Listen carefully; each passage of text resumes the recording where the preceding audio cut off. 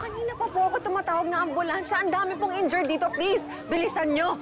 Mahal, yung mga pulis sa labas, gusto kong kausapin kung sino yung charge. Ako naharap sa kanila, ha? Ano, ako kailangan humarap sa kanila, please. Live pa rin tayo, guys, mo na lang dito yung sa mga injured. Supermart. Please. Rodriguez Supermart, kung saan kinu-cover po natin ang isang event. Ma'am, ano po bang nangyari dito, ma'am? Bakit po nagkakagulo? Wala akong may sasagot sa inyo sa ngayon. Bakit po nagkagulo? Bakit po hindi maayos ang event nyo? Oo nga po, ma'am. Sa dami nang nasaktan, anong balak niyong gawin? Please po, ma'am. Hindi ko po nag-aantay alam. po yung followers namin sa mga kasagutan, ma'am. I have no answer for you, okay? Ngayon lang po nangyari sa amin to, kaya please, mamaya ko na lang po kayo sasagutin. Kailangan po namin ng kasagutan. Alamin na lang muna namin kung ano totoong nangyari. Magbibigay na lang kami ng statement, ha? Pasensya na. Sir, pero sir, kailangan... Pwede ba? Ma'am, sir, kailangan lang po, dito po. Kayo na lang po kayo sasagutin. Lumabas po tayo. Doon po yung exit. Gusto niyo, may tanong ako sa inyo. Magkano ang kinikita niyo sa fake news? Fake news kayo, no? Di pwede yan. Bawal po yan. Kung gusto niyo, sagutin niyo mga tanong niyo. Doon tayo sa exit. Marami po nangyari. Mamaya na po. Doon na tayo mag-exit. Kasi wala akong pake. Here, nagpatawag na ako ng first aid, ha? Para sa inyo. Gina. Dad, wait. Gina. Marami pa akong kailangan kausapin, Dad, okay? Can I get back to you? No. You talk to me now. This is your responsibility. This is your promo. I know this is my responsibility, Dad. Let me handle it. Okay, how? How? I don't know pa, Dad. Just give me time to think. Ano klaseng sagot yan? If you want to be head and president of this company, dapat alam mo yung ginagawa mo. Alam ko yan, Dad. I just need... Hayaan niyo muna huminga ako. Mag-iisip ako ng paraan para maayos ko to, but I can't give you an answer now.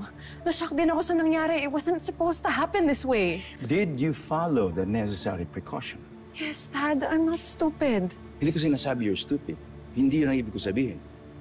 Ang sinasabi ko lang, tapos na pinag-aaralan mo lahat ng mga mga senaryo na pwedeng mangyari. Dapat mo nangyari sa store natin. Hindi lang ito yung nasira.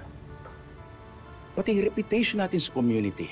20 years nating pinaghirapan nito. Down the drain. Pati pangalan natin sira na. Patapos na shift ko. Kayo ba? Eto, nag-overtime. Kailangan kasi ng pambili ng insulin ng nanay ko. Sabi kasi ng doktor, kailangan niya araw-araw mag-insulin. Nanay ko nga din nagka-diabetes eh. Baka mahal ng gamot ngayon. Sinabi mo pa. Kaya ito, overtime.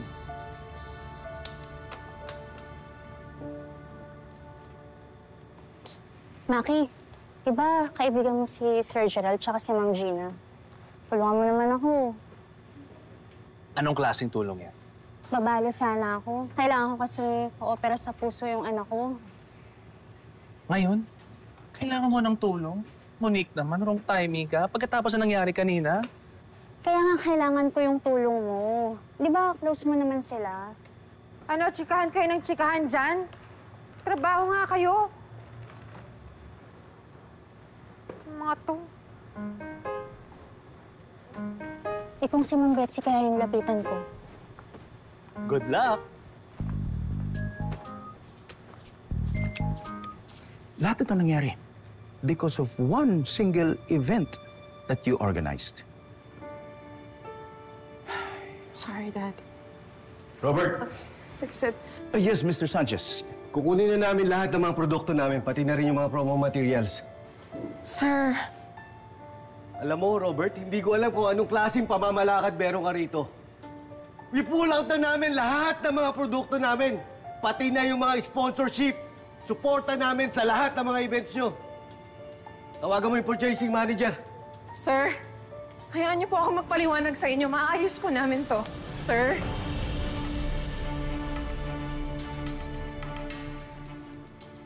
Kanina pa ako tumatawag kay Gerald, hindi sinasagot. Nakausap ko na si Tonitz. May gulo daw sa supermarket. May malaking problema yung tao. Malaki rin ang problema natin. Panay ang usyoso niyang si Susan sa atin. Baka madiscover niyang tungkol sa'yo. Pag nangyari yun, sigurado ilalantad nila ni Betsy yan kay Robert at saka kay Gina. Di mo siguro dapat sabihin to kay Gerald. Eh bakit hindi? Sigurado magsusumbungin si Susan kay Betsy. Malamang pati kay Robert. Eh dapat mapaghandaan ni Gerald yun. Pero pag nalaman niya ang ginagawa ni Susan, mas gugustuhin ni Gerald na sabihin ito kay Robert, yung tungkol sa akin. Baka yun yung maisip niyang remedyo. Ang lumantad ako para matigil ng gulong ito. Dahil dyan, wala nang ichichismis siyang Susan na yan tungkol sa akin. Tungkol sa atin.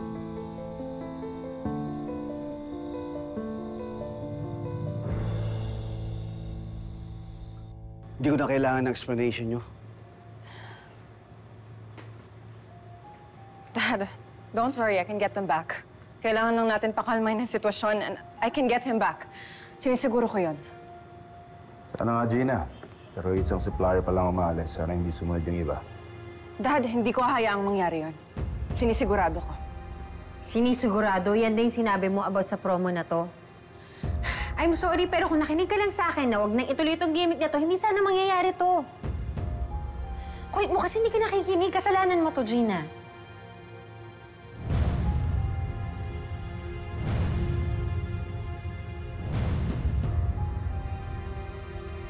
Sinisisi mo ba ako? I'm sorry, pero di ba ikaw may pakana nito? So sino bang sisisihin ko kundi ikaw? No. It's my responsibility. But this is not my fault. We prepared for this. Walang nakakita sa atin ng mangyayari to. Lahat ng to, prinisan sa atin ni Gina. At lahat tayo nag-approve at nagustuhan tong konsepto. Dad, we were supposed to print only 20 tickets, pero dumagsa ang mga tao dito. Which means someone tried to sabotage this promo. Sabotage? Sino naman gagawa niyo? I don't know, maybe our competition. But it's obvious, it's an inside job. Kaya pag nalaman ko kung sino gumawa nito, they will have hell to pay. Sa akin sila mananagot.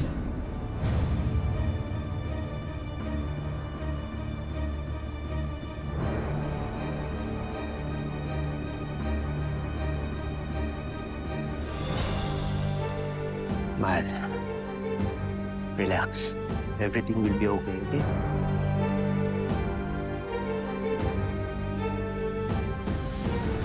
This was supposed to be our 20th year anniversary. This is our legacy. Sana hindi ako nagkamali sa pagpili sa'yo. Sige po, aayusin po namin. Maghintay lang po kayo. Aayusin? Kailangan namin ngayon magsibayan! Bayad ka! Pasok mo si Gina! Saan natin pinaprint ang tickets? Ako ang nagprint ng mga ticket here in my office. We're conducting a spot-on check of everyone's belongings. Sir, ito po. Hindi ko po alam kung paano napunta sa backpack ko yan. Ang hirap talaga humanap ng taong mapagkakatiwalaan. Minsan, kung sino pa yung trusted mo, siya pa yung tatraitor sa'yo. Walang katata. Paano ba yan? Ito na yung simula ng pagbagsak natin. Dahil dyan sa palpak na promo mo, Gina, magsasara na tayo.